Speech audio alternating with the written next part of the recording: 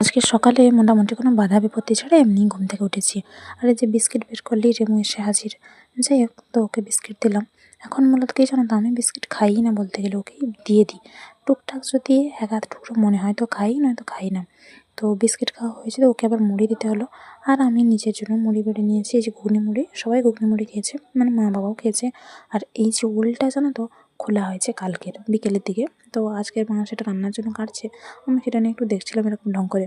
এদিকে আমার টাইম হয়ে গেছে, ওষুধ খাওয়ার তো খেয়ে নিলাম। তারপর ক্লাস আছে বলে বেরিয়ে রাস্তায় হেঁটে হেঁটে যাচ্ছি। একটা ভিডিও করার ছিল, একটা বন্ধুর সাথে দেখা হলো, সে একটু ইয়ার্কি ফাজলামি করছিল, জল বোতল নেবে বলছিল। যাই হোক, দোকানে একটু কাজ ছিল বলে গেছি।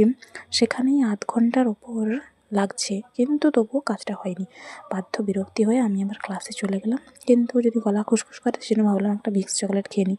তো খেয়ে নিয়ে দেখি যখন মোটামুটি বেশ খানিকটা লেখানো আরম্ভ করে দিয়েছে স্যার, আমাকে সেটুকু দেখে নিয়ে ঝটপট তুলে নেওয়ার জন্য বললো। এবার আগের ডেটে যেহেতু খুব কম জন এসেছিল, তো স্যার আমার খাতাটা নিয়ে কতটা পড়িয়েছে সেটা দেখছিল। পড়া ধরছিল, কোনোটা আমি পেরেছি, কোনোটা অন্য কেউ পেরেছে। যাই হোক, বিশেষ কিছু ধরেনি। তারপর শেষে আবার দোকানে গেছি, কতক্ষণ ধরে আবার আমি বসে আছি যত বিরক্ত হয়ে। তারপর অবশেষে হয়েছে। তো হওয়ার পরে সেখান থেকে বেরিয়ে বাবা বললো, দাঁড়া কয়েকটা চকলেট নিয়ে আসি। আমি বললাম আচ্ছা ঠিক আছে। তো দোকানে এরকম জল ভর্তি করা আছে, আমি সেটাই দেখছি।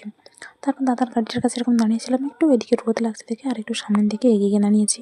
ওই যে আমার সাইকেলটা অসহায়ভাবে ওখানে পড়ে আছে। যাই হোক, তো বাবা তো দোকানে গেছে, আমি ভাবছি কতক্ষণে আসবে কে জানে। তারপর কি মনে হতো, সাইকেলটা চড়ে একটু বসেছি, একবার এ হ্যান্ডেল ধরি, একবার ও হ্যান্ডেল ধরি। চালানো যেহেতু বারণ, তো ভাবছি এরকম করে একটু বসে থাকি। ওরকমভাবে নিয়ে যাবো বলছিলাম, বাবা বললো না, এমনি নিয়ে যা। মোটামুটি অর্ধেকের বেশি রাস্তা আমি গড়িয়ে গড়িয়ে গেছি, পরে অবশ্য বাবা নিয়ে নিয়েছিল। যাই হোক, আমি আর বাবা নতুন একটা চকলেট খেয়েছি, দই ফ্লেভারের, ভালো।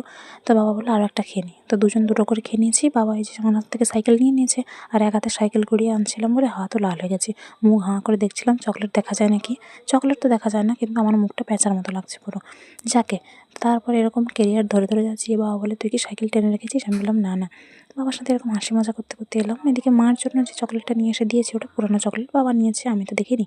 তো ঝটপট স্নান করে এসে ঠাকুরকে ফুল টুক দিয়ে দিলাম, মনের মতো করে সাজিয়ে। এখন যেদিন যেমন, কোনো দিন ফুল বেশি হয়, কোনো দিন কম হয়। যাকে, তো আজকের সে হেব্বি মজা আছে বুঝলে, অবশ্য অন্যান্য দিনও হয়। যাই হোক, তো দুপুরের খাওয়া দাওয়া সবাই ঝটপট সেরে নিল। আর বিকেলে আমি যে ফুলগুলো সুন্দর করে সাজিয়ে রেখেছিলাম, তারপর কী মনে হতো একটা চকলেট খেলাম। এদিকে বাবা বাদাম ভাজা নিয়ে আসছে সকালে, মানে ভাজা না, কাঁচা বাদাম ভাজতে হবে। যাই হোক, আপাতত বাদাম ভাজা পরে হবে, এখন নয়। তো আজ এগুলো দিয়েই চা খাওয়া হয়েছে। এবার চা আজকের পরিমাণ জলের ঠিক নেই, আমি ওটা দেখে হাসছিলাম। সময় মতো ওষুধ খেয়ে নিলাম, রাতে খাওয়া দাওয়া শেষে সামনের সাথে একটু ছবি তুলে ফুলগুলো দেখে নিয়ে ঘুমাতে চলে গেলাম। টাটা।